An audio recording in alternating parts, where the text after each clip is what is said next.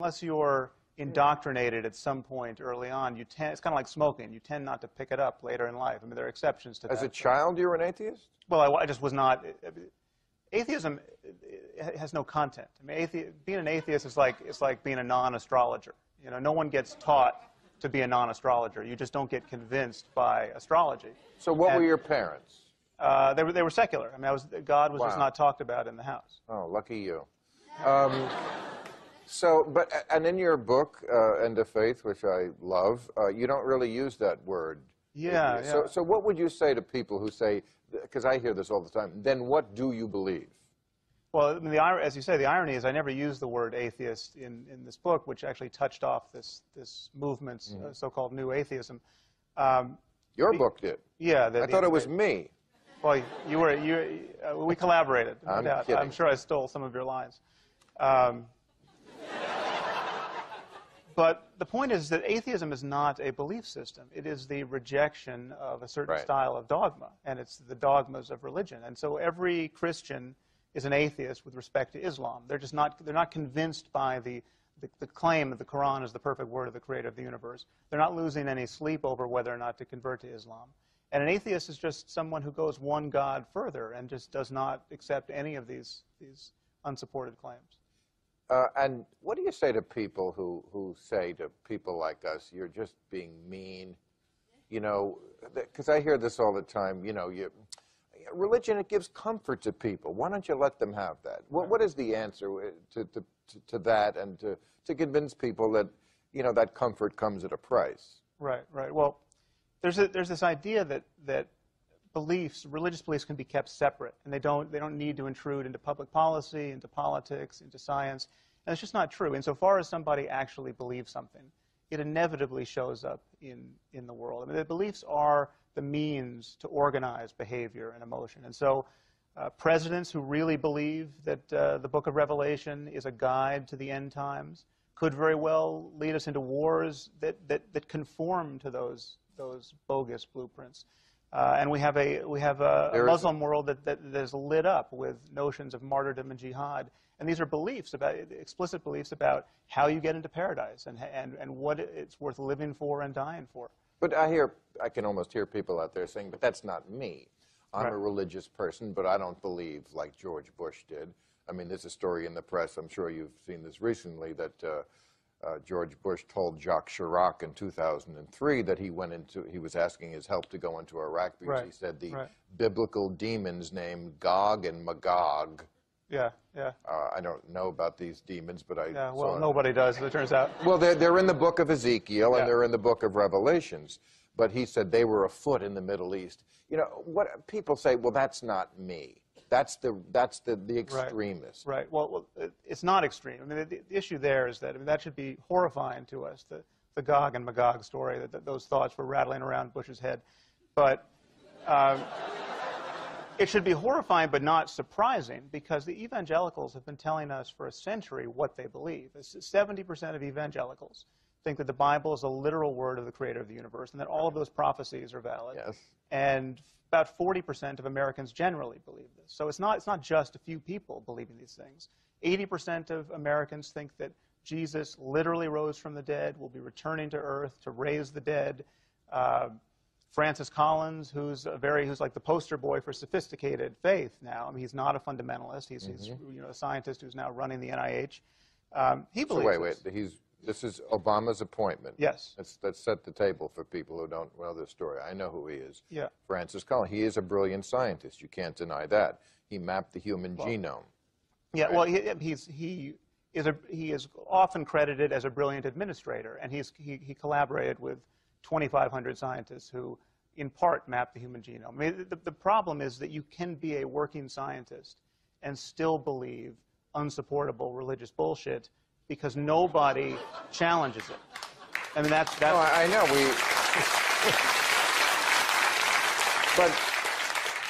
And Obama has appointed him to be the head of the NIH, which is the National Institutes of Health. Right. Now, for the person who says, well, so what? He obviously is a scientist who can work in the lab and do scientific work and separate that from his beliefs about the space god Carpenter. Yeah, but you can't actually separate these things, because if you believe that for instance, as he does, that morality could not possibly have emerged out of evolution, that it can't really have its basis in the brain, but rather had to be inserted by the hand of God at some point when we diverged from apes. I mean, he's written this, he believes this. Then, as someone funding neuroscience research, there's no reason to look for morality in biology, and no reason to fund a study that would explain its emergence out of the brain, which most serious scientists studying morality attempt to do. Your beliefs can't be kept. We have one sphere of reality that we try to represent in our thoughts, and this is why we've founded this foundation called the Reason Project, because we think it's a war of ideas that has to be prosecuted from many levels. You know, your level, I mean, you're on the advisory board, so someone like yourself from the entertainment business, but also scientists like Steven Weinberg and Craig Venter, to novelists like Ian McEwan and Salman Rushdie. We have to come to this from many sides all at once, because this is bigger than atheism. And reason is bigger than atheism. We have a problem of good ideas versus bad ideas. And the real double standard that we're suffering from is that religious bad ideas can't be criticized with any energy. So answer me the fundamental question that I posed at the beginning of Religulous, which is, how can people like Francis Collins, but he's certainly not the only one. No. We're taping a show after this with Bill Moyers. I mean, I have unending respect for Bill Moyers as a brilliant man. He's also a Baptist minister. Jimmy Carter, you know, pretty bright. How do we reconcile someone who is so intelligent but who believes things which you and I think are incredibly childish and nonsensical? Right. Do we say that it's a neurological disorder do they have, or do we just say, I'm sorry, however brighter you are in the other field, you're a rube? Yeah. No, it's a social disorder. It's a conversational disorder. It's the fact that we can't apply enough pressure to these ideas, and it's taboo to do so. And there's this fact that there is a core of truth to religion that we should be interested in. There's the fact that people do have transformative experiences. You know, if Jesus really was who they said he was, or Buddha likewise, it's possible, perhaps, to be the Tiger Woods of compassion. You know, it's possible to really to be someone who has transformed himself, and we should be interested in that, and we should want to actualize that and understand it scientifically. But the problem is that it's so mired in religious mumbo-jumbo and superstition and taboo, and religion has seemed to be the only game in town in talking about that possibility, and we have to overcome that. And we will, with your help. Thank you very much, Sam. We'll talk again soon and more. Sam Harris, everybody. Thank you, Sam. Let's meet our panel.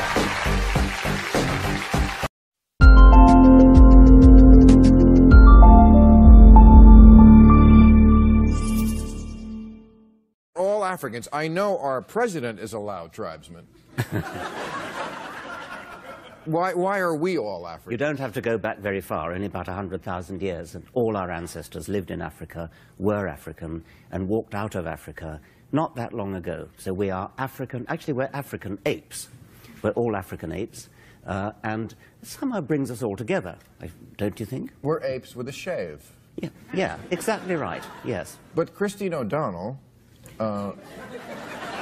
who I showed the clip of last week, said that she does not believe in evolution, believes it's a myth, because she said, how come we don't see apes evolving now? Why don't you go to the zoo and see the monkey evolving, you know, before our eyes? I know this is what they call a softball here in America, but for those who don't... You know. That is spectacularly stupid and...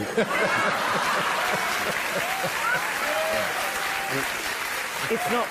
I love the British, the way they can get away with it. It's not just that it suggests that she thinks that monkeys turn into humans overnight, but it's also the fact that monkeys are very good doing what they do. They live up trees, and it's a very good thing to be a monkey if you're up a tree. You might as well say, why aren't humans turning into monkeys? Because we have a common ancestor with monkeys, which lived about 20 million years ago, and we've both been evolving ever since. That's as simple as that. What about throwing the poop? Well, I've known that to happen, if not in real humans, at least in human cartoons. But that does seem to suggest that the monkeys are more primitive, more interested. Well, primitive means more like ancestor. So if we looked at the common ancestor of humans and it's up there, and then we come down. That common ancestor would have looked much more like a monkey than it looks like a human. So we probably would have called it a monkey, yes.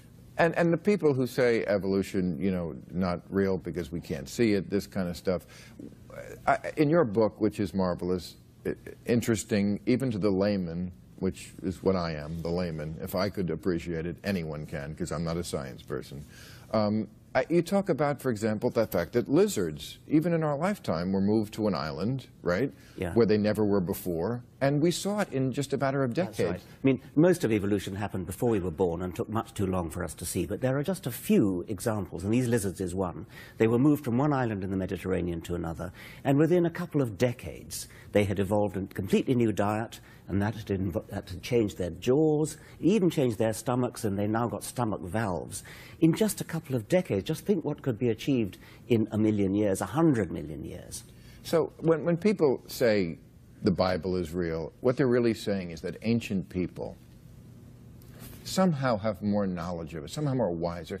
That's silly, right? Because wisdom develops on the shoulders of other people. I mean, there could be no Einstein without Newton. There could be no, right? Yeah. And we're not even talking about the ancient Greeks, and we're talking about a tribe of wandering Middle Eastern herdsmen. I mean, why would they have any wisdom about the origin of the world or the origin of anything else? That particular myth is the myth that just by sheer chance, the Judeo-Christian myth, happens to have come to our civilization. There are thousands of myths in the world. None of them are any better than any of the others. Some of them are a lot more poetic than that one. But that's all you can say. And you have a campaign, I know, that I saw you speak on YouTube very eloquently about this OUT campaign. Oh, the OUT campaign. Well, it's even written on the T-shirt, which, by the way, you can get from richarddawkins.net. And you also look up... You're not so evolved that you're above applause. I know. Sorry about that. And the OUT campaign is there too. The OUT campaign, it's partly... Sorry about that. And the OUT campaign is there too. The OUT campaign, it's partly come out as an atheist. Don't be afraid to come out. It's not... but we're not in the business of outing people. People may out themselves, and all we do is encourage them. Keep religion out of schools, keep religion out of politics. I want to hear your answer to the people, because I saw you speak about this, who say, well, you know, atheists are responsible for really all the horrible things that have happened in the last century, because Hitler and Stalin and Mao were all atheists, and look what they did. Hitler was a Roman Catholic. And even if he wasn't, which he was, even if he wasn't, his soldiers, his foot soldiers, those who actually did the horrible things, were either Catholic or Lutheran, and they had been schooled for centuries to hate Jews. Both Catholics and Lutherans had been trained to believe that Jews were responsible for killing Jesus. So Hitler had a ripe field to plow there in the Christian heritage of Germany. But could I add something to that? Because I've thought about this, I've been confronted this with myself many times, which is that I think people get hung up on the word religion. Hitlerism, Stalinism, Maoism were state religions. They were religions, of course. And Hirohito in Japan was a godlike figure. Yeah. The real crux of it is that any time that people give up on logic and put their faith in someone, Kim Jong-il, in North Korea, the mythology around him. They said that the first time he played golf, he had 11 holes in one. Yes, right, yes. That's religion. That's right. And the point is that there is no logical pathway that would lead you from atheism to do those terrible things. Right. There is a logical pathway that would lead to that either from a Christian religion or something like that, or from one of these state religions like Nazism, like Stalinism, and so on. You really can justify doing those awful things if you believe something as strongly as religious people do. But nobody's going to go and kill for the sake of atheism. Why on earth would you? Right. Yeah. In France this week, they passed a law that you cannot wear the burqa. Now, I know you feel, as I do, it doesn't really matter what you wear, but just speak a little about what goes on in the schools of... Right. I mean, I think, as you imply, there are much worse things than the clothes you wear. A couple of months ago, I visited a British Islamic school, one of the best in the country, and the headmaster was a leading a leading Muslim in Britain, and I spoke to about 6 of the girls. Only the girls and boys are kept strictly separate, of course. And I learned that every single pupil in that school did not believe in evolution, and the pupils that I spoke to quite clearly think that the Quran is a superior source of scientific information than evidence. And they told me, for example, that salt water and fresh water don't mix. The reason? Because it says that in the Quran. Now, alas, I lacked the presence of mind to turn to the teacher sitting next to me and say, will you please, at the very next science lesson, get some salt water, get some fresh water, and mix them and see what happens? Well, and my guess is that even if she did that, and sure enough they would mix, they still would believe the Quran, because the Quran takes precedence over fact, evidence. Whether water is salt or fresh, shit floats. Thank you so much, Professor. Thank you very much. Please stay around for overtime. Richard Dawkins, everybody, and now we will meet our panel. Thank you.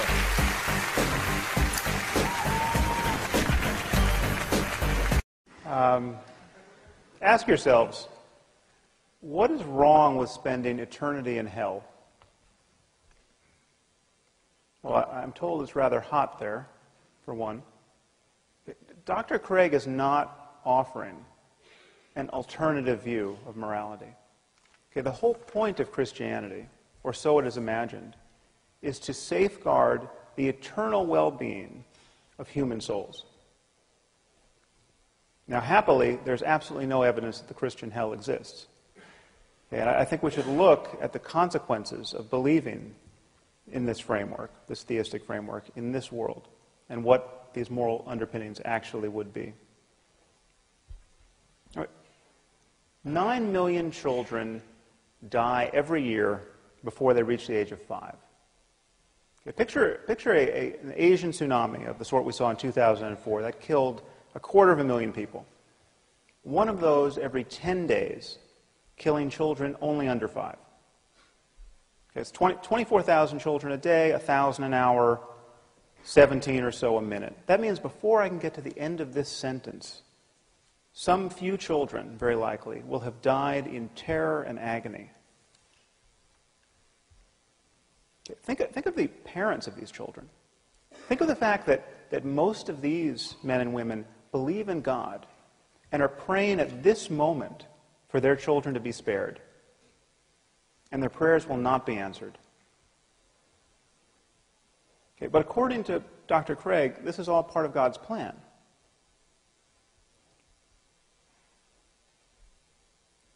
Any God who would allow children by the millions to suffer and die in this way, and their parents to grieve in this way, either can do nothing to help them or doesn't care to.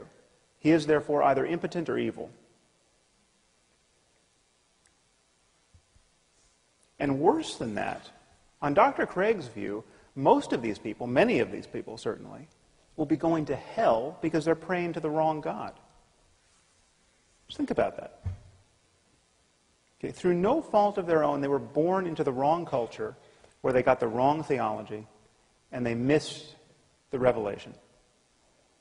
Okay, there are 1.2 billion people in India at this moment. Most of them are Hindus, most of them therefore polytheists. Okay, in Dr. Craig's universe, no matter how good these people are, they are doomed. If you are praying to the monkey god Hanuman, you are doomed. Okay. You will be tortured in hell for eternity. Now, is there the slightest evidence for this? No. It just says so in Mark 9 and Matthew 13 and Revelation 14. Okay. Perhaps you'll remember from the Lord of the Rings, it says when the elves die, they go to Valinor, but they can be reborn in Middle-earth. I say that just as a point of comparison. Okay. So God created the cultural isolation of the Hindus. Okay. He engineered the circumstance of their deaths in ignorance of revelation. And then he created the penalty for this ignorance, which is an eternity of conscious torment in fire. Okay, on the other hand, on Dr. Craig's account, your run-of-the-mill serial killer in America, okay, who spent his life raping and torturing children, need only come to God, come to Jesus on death row, and after a final meal of fried chicken, he's going to spend an eternity in heaven after death. Okay. One thing should be crystal clear to you. This vision of life has absolutely nothing to do with moral accountability. Okay. And please notice the double standard that people like Dr. Craig use to exonerate God from all this evil. Okay. We're told that God is loving and kind and just and intrinsically good. But when someone like myself points out the rather obvious and compelling evidence that God is cruel and unjust because he visits suffering on innocent people of a scope and scale that would embarrass the most ambitious psychopath, okay, we're told that God is mysterious. Okay, who can understand God's will? Okay, and yet this is precisely, this merely human understanding of God's will is precisely what believers use to establish his goodness in the first place. You know, something good happens to a Christian. He feels some bliss while praying, say, or he sees some positive change in his life, and we're told that God is good. Okay, but when children by the tens of thousands are torn from their parents' arms and drowned, we're told that God is mysterious. Okay, this is how you play tennis without the net. Okay, and I want to suggest to you that it is not only tiresome when otherwise intelligent people speak this way, it is morally reprehensible. Okay, this kind of faith is really the perfection of narcissism. I mean, God loves me, don't you know? He cured me of my eczema. He makes me feel so good while singing in church. And just when we had given up hope, he found a banker who was willing to reduce my mother's mortgage. Okay. Given all that this God of yours does not accomplish in the lives of others, given the misery that's being imposed on some helpless child at this instant, this kind of faith is obscene. Okay. To think in this way is to fail to reason honestly or to care sufficiently about the suffering of other human beings. And if God is good and loving and just and kind, and he wanted to guide us morally with a book, why give us a book that supports slavery? Why give us a book that admonishes us to kill people for imaginary crimes like witchcraft? Now, of course, there's a way of not taking these questions to heart. Okay, according to Dr. Craig's divine command theory, God is not bound by moral duties. God doesn't have to be good. Whatever he commands is good. So when he commands that the Israelites to slaughter the Amalekites, that behavior becomes intrinsically good because he commanded it. Okay, well, here we're being offered, I'm glad he raised the issue of psychopathy, we're being offered a psychopathic and psychotic moral attitude. It's psychotic because this is completely delusional. There's no reason to believe that we live in a universe ruled by an invisible monster, Yahweh.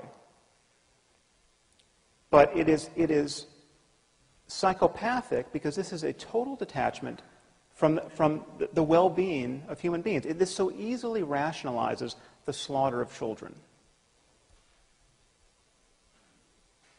Okay, just think about the Muslims at this moment who are blowing themselves up, okay, convinced that they are agents of God's will. There is absolutely nothing that Dr. Craig can say against their behavior in moral terms, apart from his own faith-based claim that they're praying to the wrong God. If they had the right God, what they were doing would be good on divine command theory. Now, I'm obviously not saying that Dr. Craig or all religious people are psychopaths and psychotics, but this, to me, is the true horror of religion. It allows perfectly decent and sane people to believe by the billions what only lunatics could believe on their own. Okay, if you wake up tomorrow morning thinking that saying a few Latin words over your pancakes is going to turn them into the body of Elvis Presley, okay, you have lost your mind. Okay? But if you think more or less the same thing about a cracker and the body of Jesus, you're just a Catholic.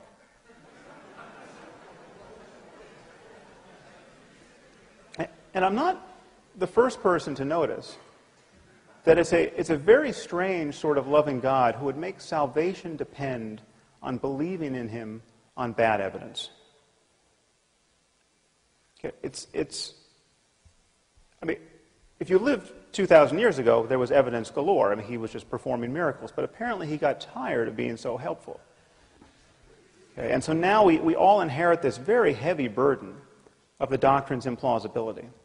And the effort to square it with what we now know about the cosmos and what we know about the all-too-human origins of Scripture becomes more and more difficult. And it's not just the generic God that Dr. Craig is recommending. It is God the Father and Jesus the Son. Okay, Christianity, on Dr. Craig's account, is the true moral wealth of the world.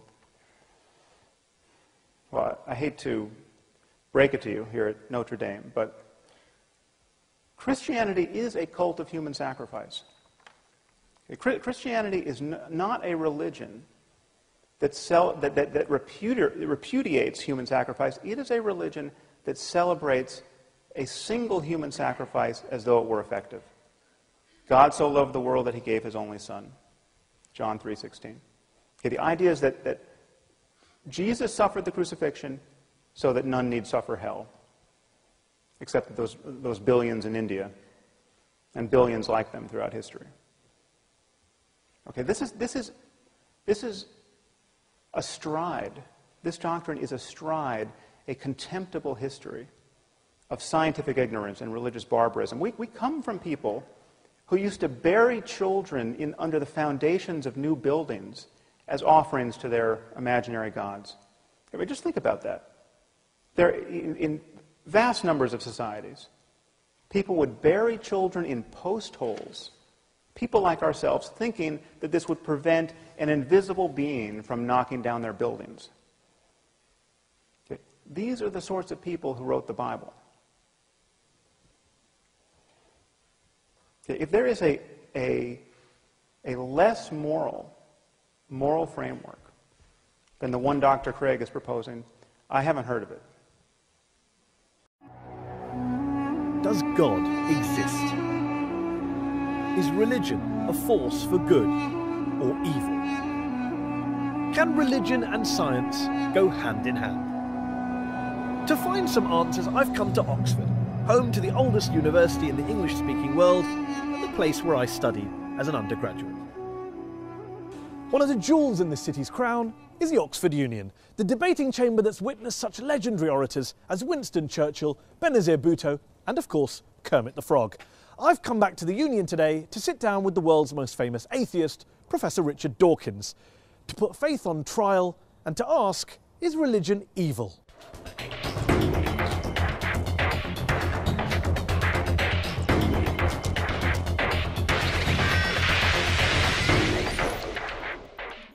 Muslims riot in protest against a truly awful film demonising Islam. Dozens are killed. The Quran, if found guilty, can be burned. A Christian pastor in Florida tries to burn a copy of the Quran and ignites global pandemonium. Even Buddhists are at it, attacking the Muslim minority Rohingyas in Western Burma. And of course, the conflicts plaguing the modern Middle East are often blamed on ancient hatreds between the children of Abraham. Remember 9/11? Was this religiously inspired terrorism? Thousands died. Yet here's the thing. Societies without faith haven't fared much better. Communism banned all religions, as Joseph Stalin and Mao Zedong systematically slaughtered millions of their own countrymen. Is science any better? Since Galileo and Darwin, scientists have sought to stamp out ignorance and unravel the mysteries of the universe. But science has also poisoned the environment, unleashed killing on an industrial scale, and now threatens our entire planet. My guest today, however, stands firmly on the side of science and has provoked controversy with his attacks on religion. Ladies and gentlemen, Professor Richard Dawkins. One of the most prolific thinkers of his generation, he shot to fame in the 1970s with his research into genetics, and his book, The Selfish Gene, transformed evolutionary biology. His most famous work, The God Delusion, sold millions of copies, and has been translated into more than 30 languages. Richard, thanks so much for joining us here on Al Jazeera. Before we go any further, I just want to check something. Are you an atheist? For all practical purposes, yes. Nobody can actually say for certain that anything doesn't exist. But I'm an atheist in the same way as I'm an a-leprechaunist and an a-fairyist and an a-pink unicornist. So you're not 100% sure God doesn't exist, but you're sure enough to make it practically... I'm as sure as you are sure that fairies and leprechauns don't exist. And do you see an equivalence between the idea of God and the idea of a fairy and a leprechaun? The evidence for both is equally poor. You say in The God Delusion, one of my favourite sentences that jumps out of the page, that the God of the Old Testament is a petty, unjust, unforgiving control freak, a vindictive, bloodthirsty ethnic cleanser, a misogynistic, homophobic, racist, infanticidal, genocidal, filicidal, pestilential, megalomaniacal, sadomasochistic, capricious, malevolent bully. As a piece of rhetoric, superb. But do you really believe that? Congratulations on getting megalomaniacal right, by the way. Most people fumble on that. Yes, if you've actually read the Old Testament, I think you would have to agree. It's hideous. It's an the God of the Old Testament who is a monster. But also the God of the Quran, the New Testament, the Hindu scripture? Well, the God of the Quran, I don't know so much about. The God of the New Testament is widely advertised as being a bit more gentle. And certainly, on the whole, he is. There are things about the New Testament that I find, in a way, almost more objectionable than the Old Testament.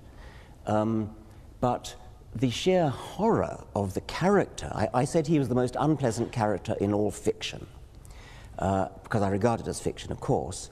And yes, he is. I mean, he's jealous, he's vindictive, he's callous, he's cruel. And yet this is a God that is worshipped by, loved by, adored by, well, followed by millions, billions of people. I hope not. I hope that the God that is adored by millions of people is a grown-up kind of God who is no longer... I hope that most people who... the kind of people I would like to know who worship and admire him regard those stories as not literally true. Now, there are some who do regard them as literally true, and I suspect they either haven't read the Old Testament or they're not the kind of people I would wish to know, because you do not want to worship a character like that. By all means, worship some kind of great spirit of the universe, some kind of creative intelligence who created the universe, but don't worship this vile, vindictive monster of the Old Testament. Why throw around these sweeping statements about religion? Not the God of the Old Testament, but religion itself being evil. I mean, do you believe religion is evil? No. But you say plenty of times in this book that religion is evil. You said in a speech famously that I think a case can be made that faith is one of the world's great evils, comparable to the smallpox virus, but harder to eradicate. I do think that, yes. Because what I'm talking about there is faith, where faith means belief in something without evidence. Because if you believe something without evidence, then that justifies anything. You're no longer vulnerable to somebody coming back at you and saying, hang on a minute, let me argue the case. If you believe it without evidence, which is what faith is, then you don't argue the case. You say, no, I'm not arguing that case. This is my faith. It's mine. It's private. I don't dissent from it. I don't retreat from it. You're just going to have to accept it. Now, that is evil. And yet you spend so much of your time debating people of faith. So clearly people of faith are interested in having discussions. They're not just all blind believers insisting on their way of... Well, nobody said anything about all of them. I mean, the vast majority of religious people are perfectly good, nice people, as you are. There's no suggestion I've ever made that all religious people are evil. Of course not. There is a logical progression that goes from believing in faith, having faith that your God tells you to do something, and doing terrible deeds, like suicide bombing, like flying planes into skyscrapers. The vast majority of people of faith don't do such terrible things. But those people who do terrible things do it believing that they are righteous and good and they think that they're doing the will of their God. So they're not evil people, they're actually good people by their own lights. They believe they're doing good things, and that's why religion is evil, because it can make you do evil things believing that they are good. Do you really believe that people who go out and carry out suicide bombings, it is faith? Religion is to blame, not geopolitics, not the world, not their lives, not what's going on around us. It's religion, plain and simple. Not always, it's not in the case of the Tamil Tigers, for example, but I think in a great majority of cases it is, and I think it certainly makes it a hell of a lot easier. The evidence is plain that in many Islamic suicide bombers, you talk to them, those who fail, you talk to them afterwards, they've got paradise on the brain. They're desperate to go to a martyr's heaven. And that's what they think about. Professor Robert Pape of the University of Chicago studied every known case of suicide terrorism, 315 cases.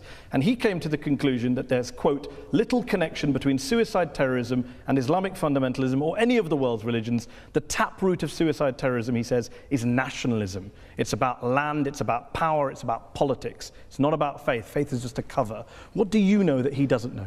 Well, I've seen other evidence. There are different people say different things. I've seen plenty of testimonies of suicide bombers who have said precisely that they do it because they want a martyr's paradise. Do you include the 7/7 bombers in that case as well? Yes, I believe so. Have you watched their suicide videos? I'm not sure that I have, no. They talk about Afghanistan, they talk about Iraq, they talk about crusades, they talk about war between the West and the Muslim world, they talk about invading armies. I mean, there's a lot of real world stuff in there. I'm not saying, of course not, that faith doesn't play a role, but I'm just interested in this idea that you think faith is the issue. You said in a very famous column you wrote 4 days after 9/11 that this came from religion. There are enormously good reasons for people to take political action, and this we see in Northern Ireland, we see it in Afghanistan, we see it in Sri Lanka, where the Tamil Tigers operated. So yes, there are political reasons, but the promise of a martyr's heaven, which is, you cannot deny that this is part of Islamic doctrine. Martyrs go straight to paradise. Yes, but not terrorists, not murderers, not criminals. Well, they believe that because they're told it by their imams. But then what about the majority of the world's Muslim clerics and ulama who came out and condemned 9/11 straight afterwards? Well, I'm delighted they did, but they were pretty quiet about it. What about the argument that says human beings are prone to violence? They're prone to carrying out crimes against their fellow man. You can blame religion, you can blame politics, you can blame economics, lots of factors, lots of excuses. What I don't get is, why do you only focus on religion? For fairness, why don't you also isolate the other factors? There are lots of other factors, and I'm quite happy to say that, yes. There are lots of, I mean, if you look at the wars of history, some of them have been about religion, plenty of them have not been about religion. I never said religion is the sole cause of wars and violence. You may not have said that, but you would accept that the new atheists, people like Sam Harris, the late Christopher Hitchens, have blamed a lot of history's wars on God and religion, and you make a similar suggestion in The God Delusion. Yeah, I would blame a lot of history's wars, but the most terrible wars in history, the two major wars of the 20th century, are nothing to do with religion. You accept that point? Yeah, of course. And the Cold War and Vietnam? Yes, I would, of course, yes. So when you have a situation where some of the world's worst crimes were carried out not by believers, how then does that square with your idea that it's religion that causes good people to do bad things, it's religion that's driving violence, your original statement against religion at the start of this? Dogmatic belief in something like religion or something like Marxism or something like Nazism, these are all, or indeed patriotism, I mean, my country right or wrong, these are all pernicious beliefs which can drive people to do terrible things. And in the Second World War, Hitlerism was driven by racism, by a sort of sub-Wagnerian pagan religion which Hitler revived. Stalin's atrocities were motivated by a dogmatic belief in Marxism. And atheism. Stalin happened to be an atheist, but he was never motivated specifically. The Soviet Union was not based on scientific rationalism, on the elimination of religion and God? Stalin persecuted the church. Stalin persecuted just about everybody. Are you saying that the Soviet Union, the leaders of the Soviet Union, were not driven by a hatred of religion? and a belief that science and human progress and materialism was the way forward? They believed that materialism, science, human progress, those are kind of there was a Marxist slant on those words, and they were hideously misused. Mao Zedong, when he invaded Tibet, told the Dalai Lama that religion is poison. The subtext to the late Christopher Hitchens' book was religion poisons everything. Can you blame people of religion for saying, hold on, we've heard these ideas before, that religion poisons everything and it leads in one direction? It's an incidental fact that Mao Zedong and Stalin happened to be atheists. They incidental, were not it wasn't core to communism. I think it was not core to communism, no. So when Karl Marx was talking about religion being the opiate of the masses, that was just a throwaway line? Yeah, I mean, that was an out-of-context statement. I mean, what on earth do you think that's got to do with atheism? I don't know. Let me put a statement in context to you. Albania, one of the world's worst dictatorships, tyrannies that we've seen in the last 100 years. Article 37 of Albania's communist constitution declared, quote, "The state recognizes no religion and supports atheistic propaganda in order to implant a scientific, materialistic world outlook in people." What do you think you're saying? I mean, that's an appalling thing to say. Of course it is.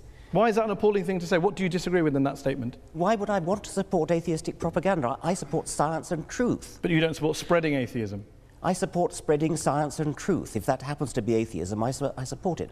I'm not going to start bullying people into being atheist. I'm not going to start trying to compel people to be atheists. That was what the Albanians were doing. It's nothing to do with what I want to do. Of course, but you'd like to persuade them not to be believers and become atheists. I'd like to raise consciousness in a gentle, civilized way, using argument, rational argument, from evidence. In your book, you cite lots of evidence for the bad things religion's done.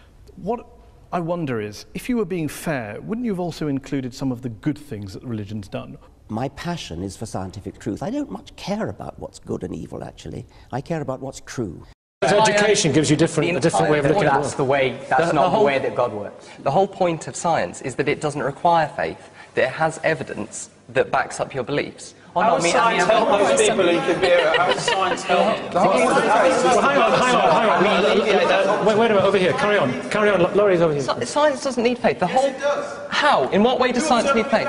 No, but I don't have faith. It needs a leap of faith. What happened 1 second before the Big Bang? I don't know, but that absolutely, so you're exercising faith. You are exercising faith.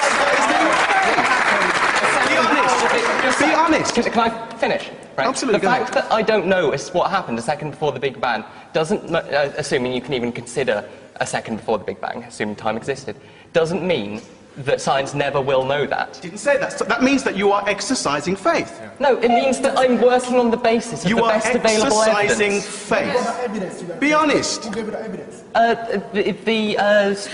Well, science... You know, Christians used to teach... Can I just make this point? Wait. This is very difficult to follow, but the fact is that religion used to claim to explain everything, but it explains that the Big Bang is a good one. It is, because in the 50s, Christians used to say that the universe had a beginning. Science used to say the universe didn't have a beginning, it always existed. Some scientists. Absolutely. Scientists is not some science has moved. So you need to, as scientists, you need to exercise faith. No. If science was still peddling that principle, that the universe had always existed, because that's what we believe, then absolutely we would be no better than religion. But science has looked at the evidence and moved on. Yeah. Faith doesn't do that. Religion doesn't do that. So what happened? I go back to my question. You are still exercising, but you are still exercising faith. Wait, thank you. Religion. Why is it that in the countries of the world which have most educated people, is there most atheism? Why is that? I just socioeconomics. People find new gods, don't they? People find new, like whether it be celebrity or whether it be money, and then you come back, and then some of those people find celebrity, find money, and find actually. If you taught in science that there are one group of people who believe the Earth is round, and there is another group of people who believe the Earth is flat, you automatically bring in this assumption that the two propositions are a 50-50 proposition, and by teaching all these different ideas of the world, that evolution might be true, that religion might be true, that isn't the case. And it frustrates me that it's being taught as different kinds of truth. Sorry? What is the point of religion? What is the point of religion? If you can take these these great parts of the Bible which say, love your neighbour, do good to those who persecute you, etc. That's brilliant. What you don't need is the things that say, burn witches, stone adulterers. And if you can cherry pick that... It's very easy for people outside faith to look in and accuse people and say, you know, you're cherry-picking this, that and the other. Laurie, what do you think about giving a child that you have the religion that you want to give that child? I think it's quite naive to say that, that there aren't people with very, very strong faith who do horrible, horrible things and believe horrible things because of their religion. Now, it doesn't mean that it actually says that in their texts, or that's what the texts mean, or what the correct interpretation is, or whatever. But there are people who, you know, bomb abortion clinics because they feel so strongly based on their faith that, that's the right thing to do. I think that's highly polluting to many people's minds, and certainly can be extremely damaging in children. I think parents have an absolute right to bring their children up in the manner they see fit. But, you know, it becomes danger when, say, Jehovah's Witnesses restricting their children from having, you know, blood transplants transfusion, because they think that it's against God. I mean, that people die as a result of that. But that's more, but for them, that is more important. That for them, I guess, the idea that they could die isn't the worst thing that could happen, because within that religious understanding, there are things that they find more important than you who don't have a particular... Right, and that's great for them. That's great for them. And as an individual, they have every right to die as a result of lack of medical treatment because of what they believe. But when their kids with you know, developing leukemia aren't getting the treatment they need because their parents believe things which are frankly insane, that's I think there should be protection. Faith schools are a good idea, then. They give you that moral code. No. But why would you need faith to give you a moral code? There's so much... Where do you think most of the moral code comes from? Human beings. From people. Just human beings, we just kind of made up. If you take... A lot of this country that you're living in was built on a very Christian foundation. A lot of it. But the ancient Greeks had a moral code. Yeah, they had a moral code, but it's all built on that was long before Jesus. But it's all built on faith, isn't it? It was all built on their faith and their gods. So it's all built on a higher ground, on a higher purpose. That's where it's all...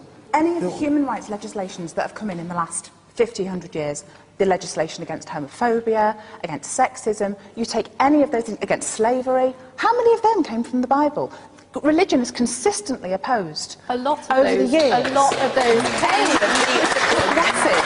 That our laws have come about. But I think we also need to look at the fact that human rights legislation says that children need to have freedom of religion, and parents also need to have freedom to bring their children up in a religion if they choose to. Now, obviously, you have to balance that against human the rights laws often compete against each other, don't they? You know, you balance it against the right of the child to make their own decision to leave a religion if they want to. For example, the process of evolution. And they say that deepens their faith because it is so amazing. Yeah, completely. I think science, I'm not a scientist, but I find myself hearing these scientific developments in quantum physics, and as far as I do understand it, I stand in awe, and I think it's amazing and awesome, and I'm inspired in wonder. I don't have a kind of breakdown in my faith, because I'm not reading the Bible like as you say, like a manual or a textbook or a scientist.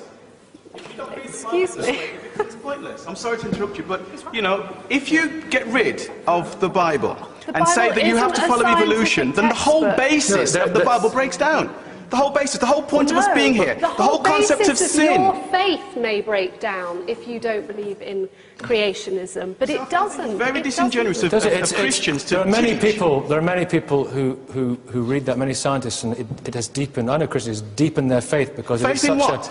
Because it means, well, if you believe in evolution, it means that the whole basis. It's no question of believing in evolution. The Genesis story is not a science. Laurie, when you hear phrases like that, believing in evolution, what do you think? I think it's lovely when people are able to, you know, reconcile their beliefs, and they're welcome to them.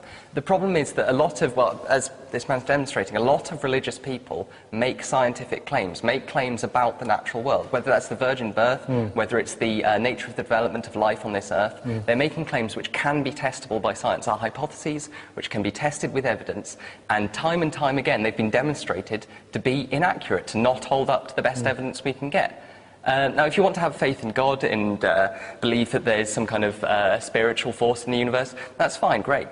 And I know plenty of scientists who have that kind of belief and believe in science. When you're making claims about the natural world that simply aren't true, then you're wrong.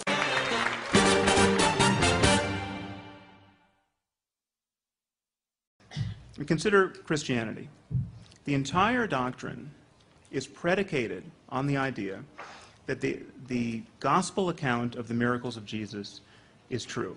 This is why people believe Jesus was the Son of God, divine, etc.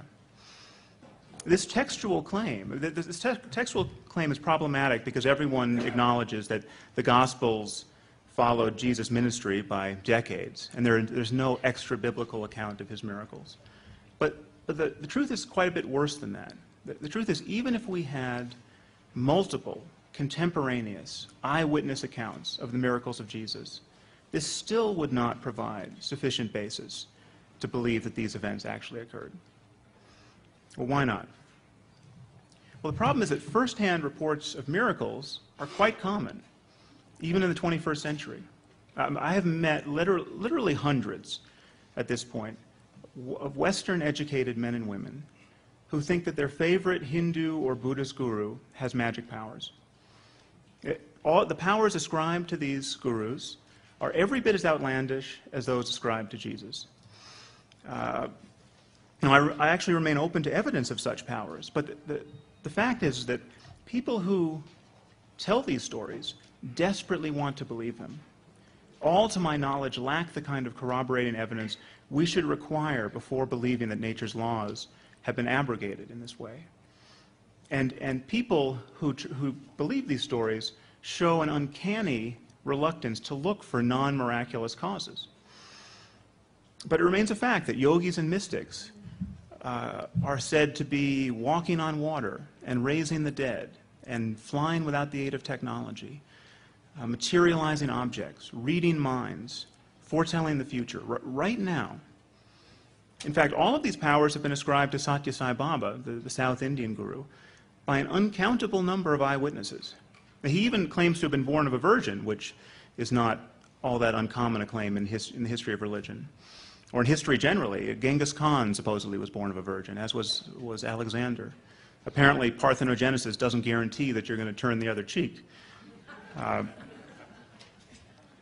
But Satya Sai Baba is not a fringe figure. He's not the David Koresh of Hinduism. His followers threw a birthday party for him recently, and 1 million people showed up. So there are vast numbers of people who believe he is a living God. You can even watch his miracles on YouTube. Prepare to be underwhelmed. I mean, it's true that he has an afro of sufficient diameter as to suggest a total detachment from the opinions of his fellow human beings, but I'm not sure this is reason enough to worship him. In any case, so consider, as though for the first time, the foundational claim of Christianity. The claim is this, that miracle stories of a sort that today surround a person like Satya Sai Baba become especially compelling when you set them in the pre-scientific religious context of the first century Roman Empire, decades after their supposed occurrence. We have Satya Sai Baba's miracle stories attested to by thousands upon thousands of living eyewitnesses, and they don't even merit an hour on the Discovery Channel. But you place a few miracle stories in some ancient books, and half the people on this earth think it a legitimate project to organize their lives around them. Does anyone else see a problem with that? I just want to thank for all she's done. Will be the first person who speaks, and that's the president of the Secular Humanists of the Low Country, Amy Monsky.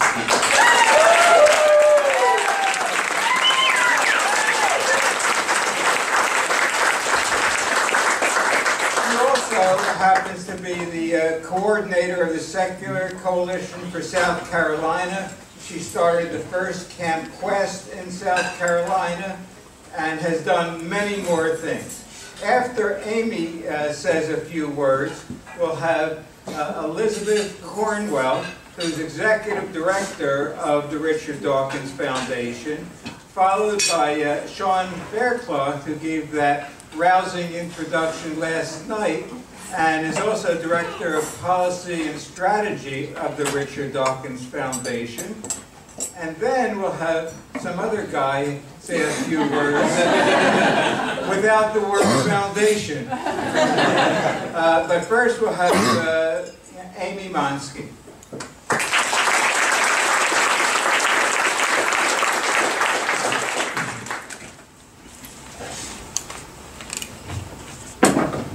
Good morning. Good morning. Thank you, Amy. All right, I'm going to have to hold this. So, welcome to the brunch with Richard Dawkins. It's great to see so many people here. It's been an exciting weekend. We have filled every place we've been this weekend, starting with Yo Burrito when we reserved just the back section. And for those of you that were there, you saw that we not only took the back section, we took the entire restaurant. After we filled Yo Burrito, then we filled the auditorium and 3 overflow rooms, and people were just everywhere. And today we're filling this ballroom. So as you can see, we are definitely not alone.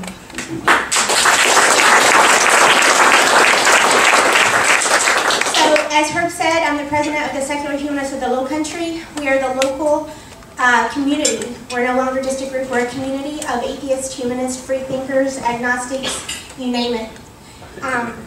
We've been around for almost 20 years now. So this is definitely not a new thing. This is not just a trend. This is the way it is.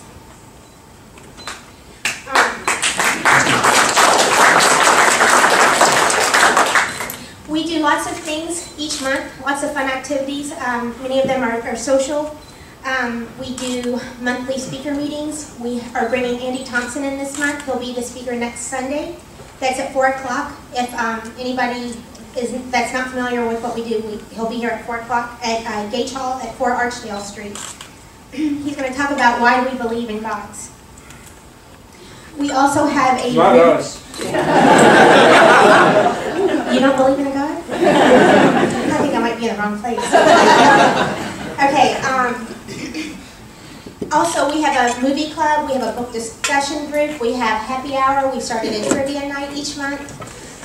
We do all kinds of fun things. We have a family group, a family support group, and we do a family activity each month. And we have stuff for parents throughout the month. In addition to the fun stuff we do, we definitely have a community service element to our group. Each month we have a volunteer activity where we go out to the community and show people that we are good without God, that we are good people, we live good lives, we are part of the community, and we give back. We have a charity of the quarter that we choose every 2 months. The one for this month is the Palmetto House, which is a homeless shelter for women and children in Somerville. And we are going to do, as part of the Somerville Cares Day of Service in May, on May 4th, we've adopted them and we'll be doing a community service project there where we're renovating their outside patio area. And this is important because not only are we helping them, we're participating in this day, the Somerville Cares Day of Service, where 20-some other organizations throughout the community are coming together as a community effort. So not only are we helping somebody, we're participating as part of the community. We are not just a group, we are part of the community, and we're showing people out in the community that we will no longer be marginalized, that we are part, and we are taking our seat with everybody else.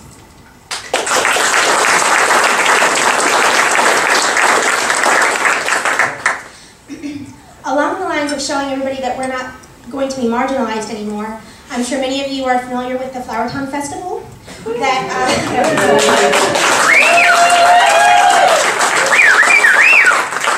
For those that don't, the Flowertown Festival is a community event that is sponsored by the Somerville YMCA. It's one of the largest art fairs in the Southeast. It's in the top 20 events. There are 200 to 250,000 people that come. And most of the booths that are set up are artist booths. But they also have booths available for nonprofit organizations to come and share information about their organization. And at SHL, because we are part of the community, wanted to be a part of this as well. To let people know that we're here and to reach out to those of us who would like to know that they're not alone. They thought that they were, but we want to let them know that we're here. And our application was rejected. Without giving us a reason for that rejection at that point, we had only to rely on what I was told over the phone. Back in December when I had called to ask if it would be okay for us to participate, and I was told no, that they're a Christian organization. So fortunately, the American Humanist Association's Humanist Legal Center, the Appiani Humanist Legal Center, took our case, and they contacted the Flowertown Festival and told them that what they were doing was not okay. And they didn't want to listen at first, but after we filed and said, filed a complaint with the state and said that we intended to file court, I believe what it said was after deliberation and prayer, and oh yeah, talking to their legal team, they decided to let us in. So we are now going to be a part of that. And I'm very excited. So that's April 5th through 7th. And we are going to need help staffing the tables, so please let us know after that. Not only do we need help staffing the tables for that, we need help from you to let us know what would you like to see. What would you like to see us do? What would you like to see us offer? So please, make a point to not just to be a part of the group and to take ownership. Because this group is what we make it. And this group, it can't be a group of just one. It's got to be a group of all of us, and we all have to participate. So let us know what you think. Let us know what you like. The final thing that I'd like to tell you about SHL is that the last thing that we've got planned for this year that I'm very excited about is we're going to do something for the National Day of Reason this year. That's on May 2nd, the first Thursday in May. And perhaps you recognize the first Thursday as May is also the National Day of Prayer. So what we're going to do to celebrate, we sat around and we thought about it, and we thought something really fun to do.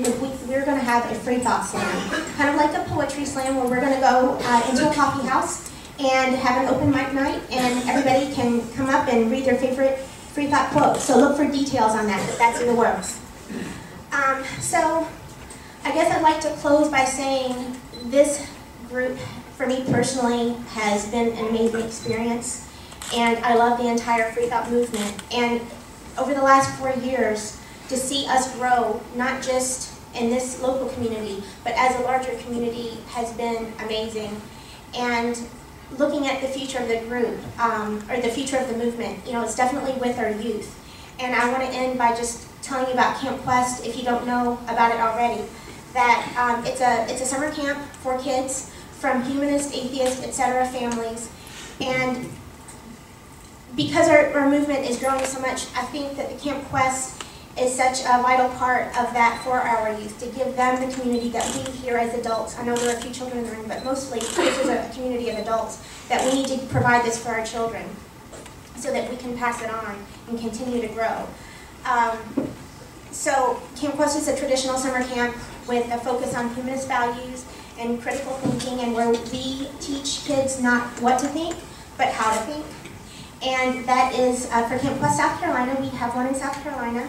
Our last summer was our first session, and this year will be July 21st through the 27th. So with that, I just want to thank you again for being here and being a part of this and letting me be a part of this as well. And I'd like to turn it over to the Executive Director of the Richard Dawkins Foundation, Elizabeth Cornwell.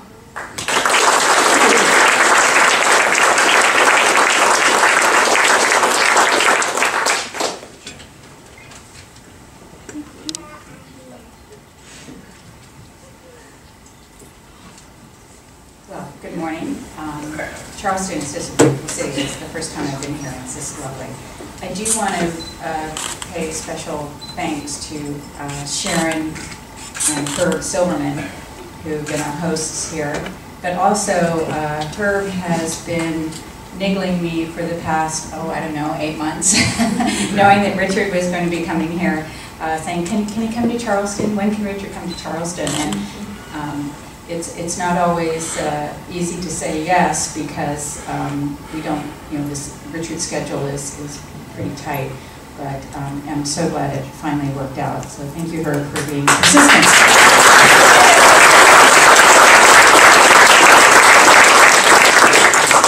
And I do want to acknowledge Richard Dawkins because his generosity with his time is tremendous. And he doesn't have to be here. He doesn't have to come to the U.S. as many times as I asked him to come to the U.S. And so I think we should all just be really grateful that Richard is as generous as he is, and it's always a pleasure working with him and looking for him. So thank you, Richard.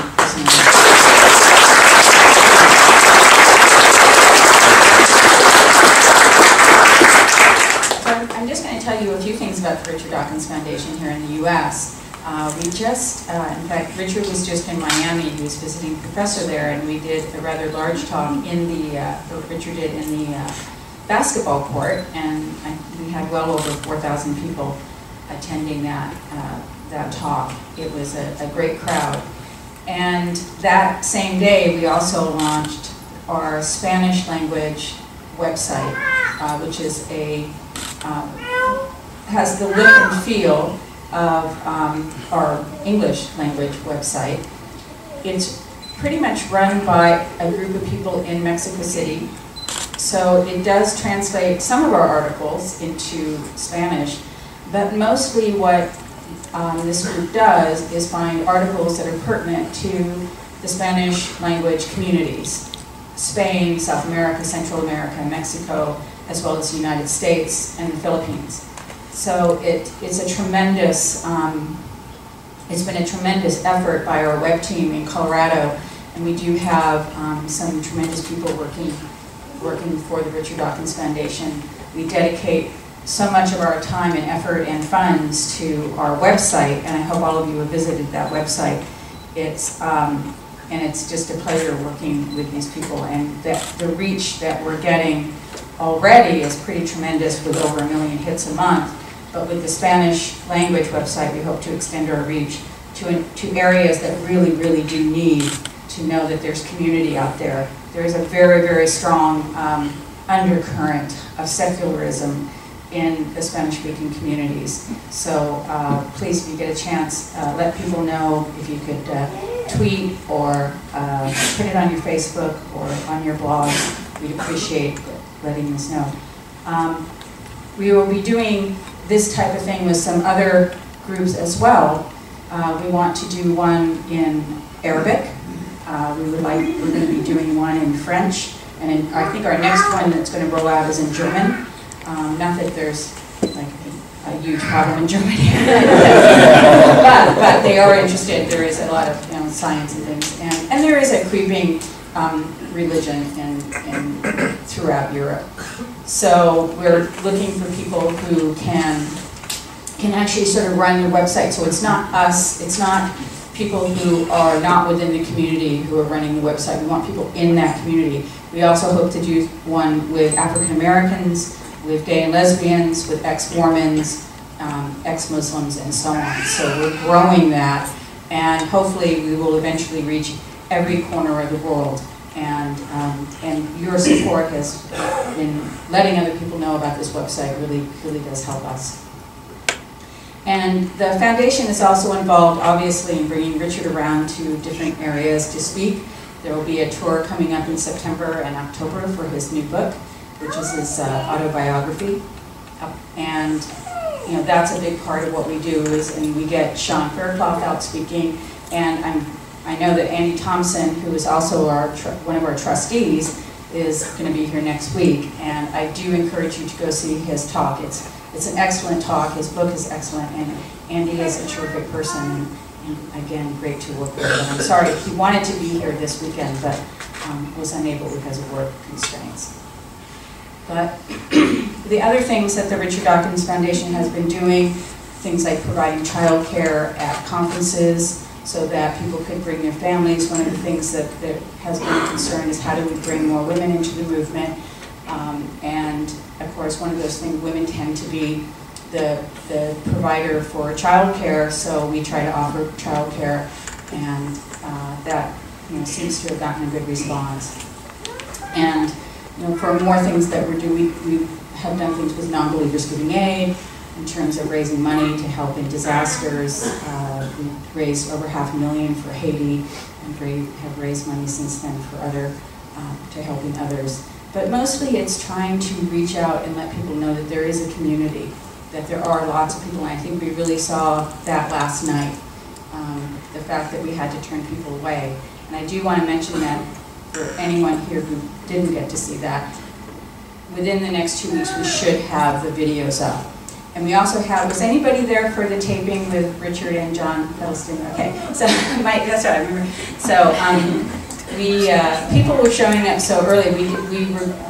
Richard interviewed John Huddleston, who is a professor of biblical studies at the University, or it's not University, College of Charleston.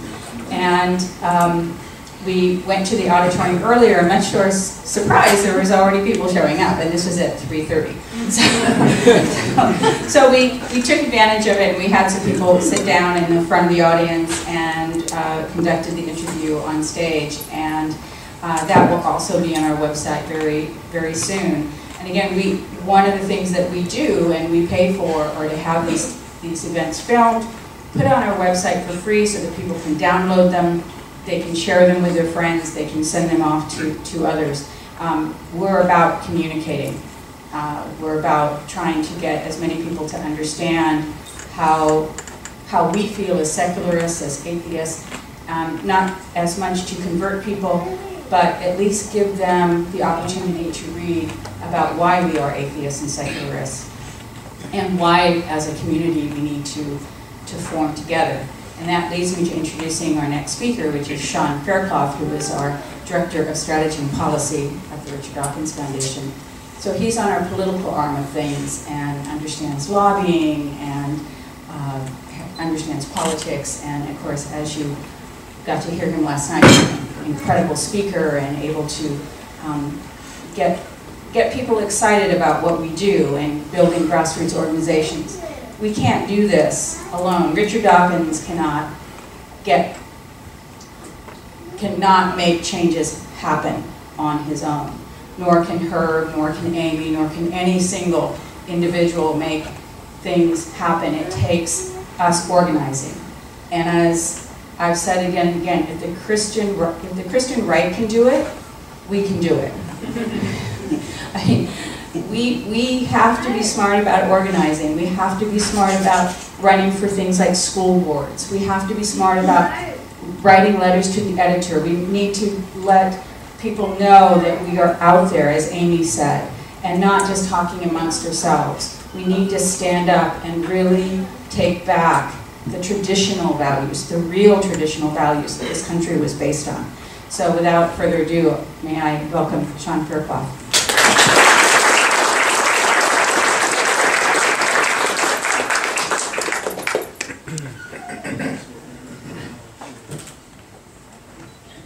Thank you. You know you've got a good sized room when you can't get to the podium. And as usual, Dr. Cornwell, our executive director, was modest. You folks can hear me in the back okay? Okay. That she is really her brainchild. I mentioned last night about the A campaign. The website and all of its improvements are really her leadership that really got us there, the new Spanish language website. So we've made huge progress, and really it is largely to her credit, so let's give her a round of applause.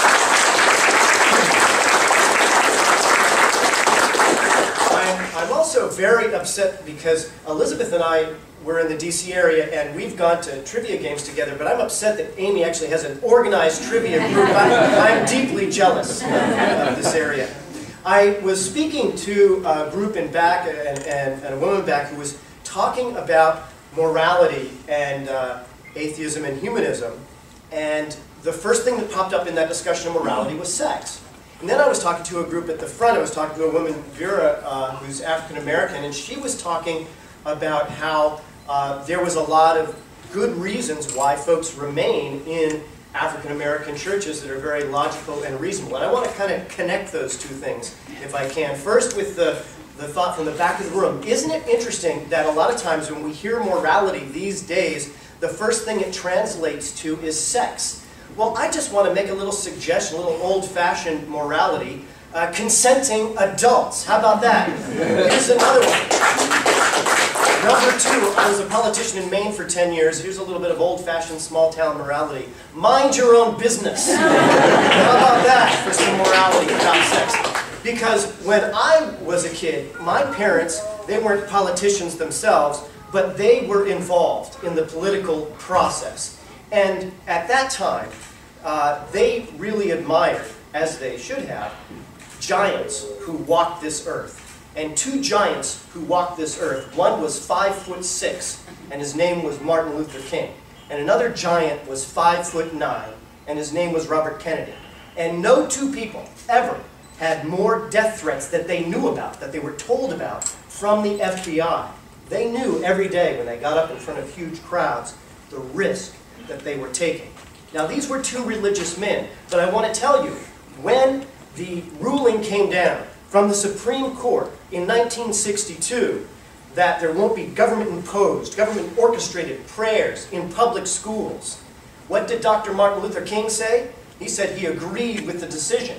In fact, Dr. King said he felt even more confirmed that he agreed with the decision when he found out that the racist governor of Alabama, George Wallace, was so much against the decision. He said, well, then I know I was right. So that's where the Reverend Dr. Martin Luther King was coming from, and Robert Kennedy was coming from. And we have to recognize that there were very good things that came from the social movement in the black churches in this country, particularly in that era, and that there is common cause to be had with people who care about those values. And when Dr. King and Bobby Kennedy were walking on this earth and using that word morality, they were not talking about your naughty ways. They were talking about your children. They were talking about the future. And that's really what this is about. And I said to a few people at different tables that we're going to have a lot of fun, all of us in this room, in Iowa. Because that's the vacation spot of America. Let me tell you why we're all going to Iowa in 2015 and the beginning of 2016. You know, Jimmy Carter, back in the early 1970s, said he was going to become President of the United States. 0 people believed him. Nobody knew who he was. And he came up with a troop of people from Georgia, not from Iowa, who bussed up to the state of Iowa and changed the history of how politics works in this country. I went to the Iowa caucus campaigns this most recent cycle. And it was amazing. I mean, I'm a little small town politician. When I saw the Romney event, I saw a huge crowd of people. You know who the huge crowd of people were at his event? Reporters from Japan, Madrid, New York, Los Angeles. There were hardly any actual supporters and people. I have a friend there in Iowa that I got to meet who went around the last cycle and talked about health care. And he was just him, by himself, with a t-shirt, talking about health care. And he kept showing up and showing up and showing up. And these reporters, think of the poor reporters. They're sitting there for the entire year leading up to the caucus. They're desperate for stories. And they wrote a story about one guy with a t-shirt talking about health care. How many here saw video of or went to the Reason Rally? Okay, that was a huge event. If we got half of those people, if we got the people in South Carolina coming for 1 week, and people from New York coming from another 2 weeks, and we parse it out over the course of 2015, leading up to the January 2016 caucus, with t-shirts that say, get religion out of government, define common cause, with those like in the African American churches and the liberal churches that say they're going to remove religion from government, then we have a social movement that can gain media attention like nothing else and really transform society. We need to do this together, and we need to do it, as Amy mentioned, because of the next generation. I want to mention, I think there's a young man here named Carter Dawkins Owens. Where is Carter? A little boy. And so he and Dad went out. Oh, he and Dad went out. Mom's here. But Carter Dawkins Owens is named after Professor Dawkins.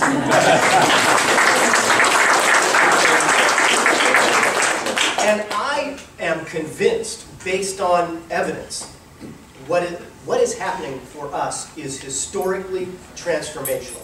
When Dr. Cornwell mentioned about this crowd in the University of Miami, you have to see it to believe it. You have to see the people coming up and saying, you changed my life. But now we need to take that, because Richard Dawkins has been generous with his time. He could command huge speaking fees. Most people at his level do that. Oftentimes, he doesn't. He shows up because he cares about this. We owe it to him. We owe it to this cause to make it count. And by making it count, I mean to say, yeah, it's 2013 now. I will show up and volunteer in Iowa in 2015, as will people from Washington State, Maine, Arizona, every single state of the union to change this country, and we can do something transformational. Directly connected with that is leaders like Amy and others, like Herb Silverman, who have worked so long in this effort. Let's have regular, statewide, free thought conventions in every single state of the union by the year 2020. This is really important because we need to build that farm team. We should not just rely upon a Richard Dawkins showing up to spark a big crowd. I mean, yesterday is an example. I believe that, you know, Richard just got to know John Huddleston at this walk we were doing yesterday. We set up, and Elizabeth set up this interview with him. And that will go on YouTube. And this is someone that, if we have statewide conventions, is part of that team of people who are experts in an area, whether it's the scriptures, or whether it's church-state separation, or whether it's lawsuits on issues, so that we don't need to rely on some international star to make things happen. So these regular conventions build this community. The ACLU has chapters in every single state, the Maine Civil Liberties Union and the Arizona Civil Liberties Union. We're going to have that, free thought conventions in every single state of the union. And we are going to expose the injustices that have spread throughout this country because of religious bias. I think sometimes secular people shy away from that word morality. I think it's a really important word, and that word has been stolen from us. It has been stolen. Real morality is about justice, and it's about civil rights. And in my book, I write about 10 areas of law. The two you know about, discrimination against gay people and removing women's reproductive rights, are 2 of the 10. But I also write about terrible oppression of children that many people are not even aware of. And I'm not talking about social oppression, which is awful enough. I'm talking about laws with religious bias that hurt children in the United States of America, plus 7 more areas of law. We are going to expose that. Thanks to Dr. Cornwell and Richard Dawkins, we had a meeting with a young lawyer in Portland, Oregon, and she is creating sort of a crowdsourced database where we're going to expose the ministers for a documentary who live off something called the parsonage exemption, which many of you may never have heard of in the IRS code, but they live high on the hog on your dime. And whether you use Google Maps or whatever, I want you to email me at organize@richarddawkins.net, because I tell you, that's going to look really good on YouTube when we see the houses of these rich ministers contrasted with the children who are harmed by religious bias in American law. And that kind of effort, that exposure in popular culture through a documentary, our organizing to go to Iowa, our organizing free thought conventions, we can be the ones who become the next great cause of social change in this country. I admired my parents because they got to be there and help with Bobby Kennedy's campaign and support the values of Dr. King. That's what we need to do. We need to be the grassroots leaders for this next generation. You have the leaders here with Herb and Amy, but most importantly, you. You are the leaders. So let's take advantage. Let's take advantage and make it count that we are lucky to have the incredible catalyst and the incredible voice and leader that is our next speaker, Professor Richard Dawkins.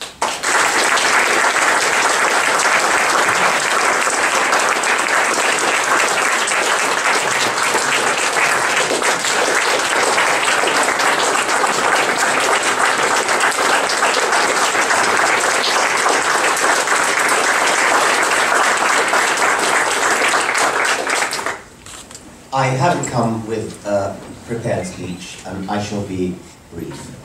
I was, of course, immensely encouraged by the huge crowd that turned out last night. I was immensely encouraged by the more than 4,000 crowd that turned out in Miami a couple of nights ago.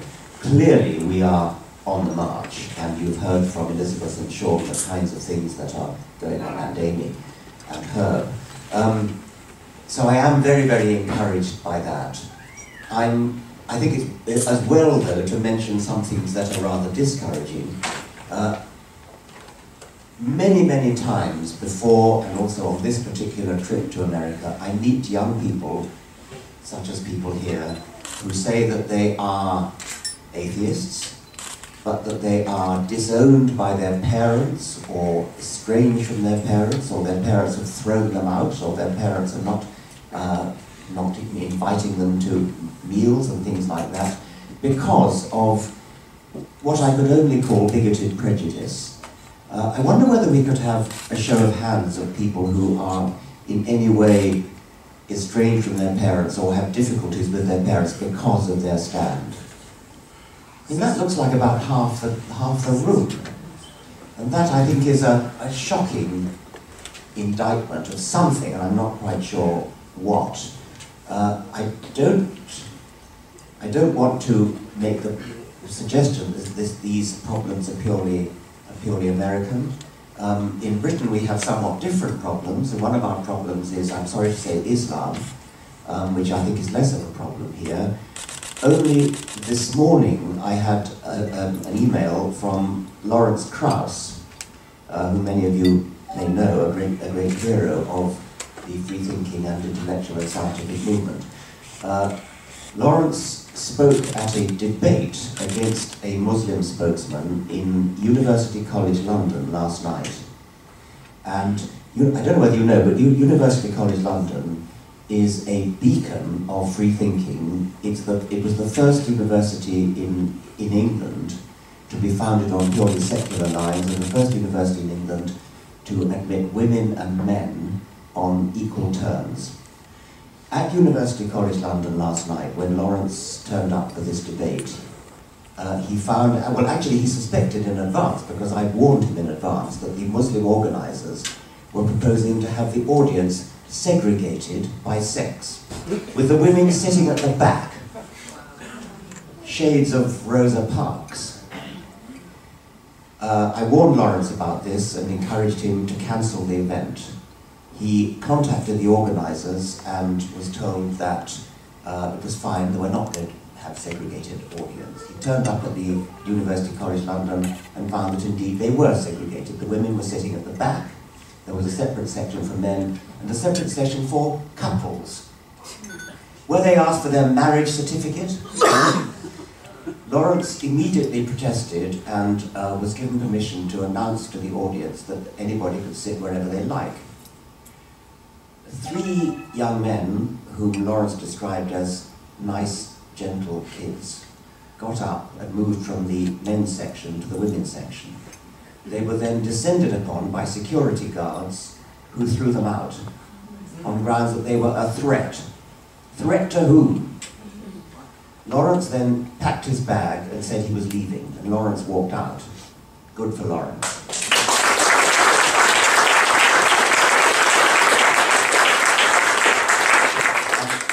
Unfortunately, the organisers chased after him and persuaded him to come back, and said that they would allow the 3 young men to go back to their seats in the women's section. Lawrence, being a decent, polite man, agreed to go back. I'm actually sorry he did. I think he would have done better to have walked out and given this disgraceful event the publicity it deserves. I'm sorry to take your time. This is not an American issue, but it's only just happened, and it'll be up on our website, richarddawkins.net, probably by now, but I'm not sure. I've just sent it on. Another anecdote, really, that I think is disturbing. When I was in Miami 2 or 3 days ago, I was told of a teacher in a Miami school who had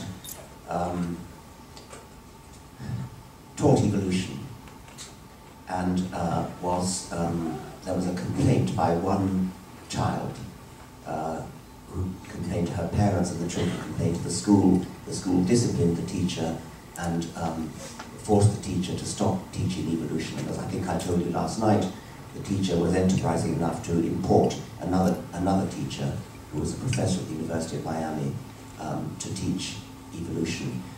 This was a flagrant example of capitulating, caving in to religious interests.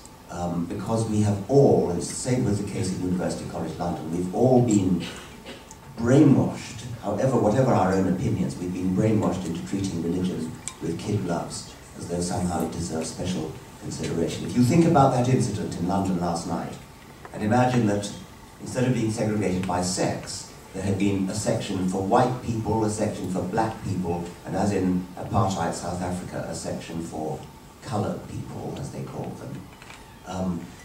It would have been, London would have been on fire with indignation. But all we nice, decent, liberal people are so terrified of being thought anti-Islamic, Islamophobic, anti-religious, that we cave in, we capitulate. School head teachers capitulate to parents who complain about the religious interests of their little darlings being trampled on. To hell with religious interests. We have to... we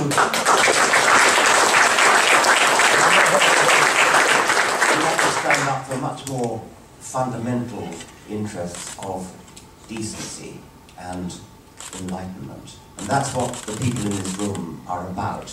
And I've been very inspired to meet people here, to see the many people who turned up last night and who turned up in Miami, the many people who turned up on our earlier trip a couple of weeks ago in Colorado, where we were, Richard Dawkins Foundation was fighting against the Good News Club. How many people know about the Good News Club?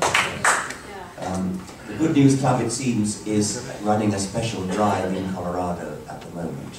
You know, their aim is to subvert children's education by going in immediately after the school bell has sounded, not into private premises where they could do so, but into school premises where they are able to dupe the children into thinking that these are legitimate teachers.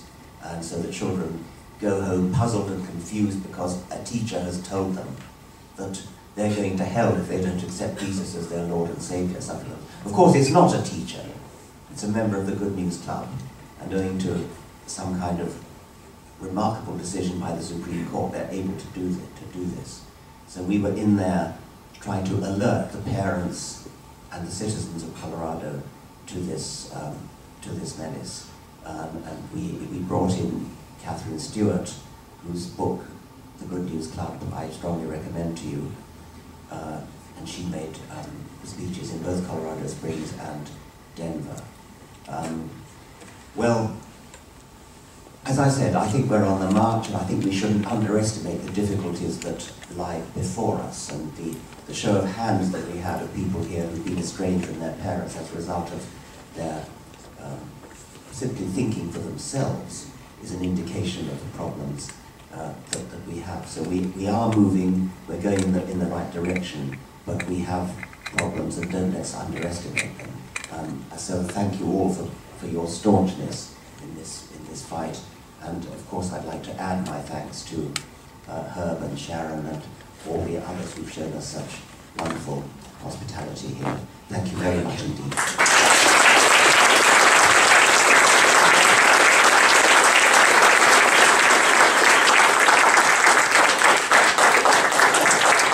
I really appreciate the generosity that he's shown in terms of time and involvement in this movement. And as he said, Richard Dawkins is not going to be around forever. He's the closest we have to infallibility in our movement, but even Richard is not infallible, and he's Professor Emeritus, just like we have a Pope Emeritus, except nobody thinks Richard is infallible or will be able to carry on forever. So as people in the Dawkins Foundation have said, it's up to people here to carry on the good work that Richard Dawkins and others have started.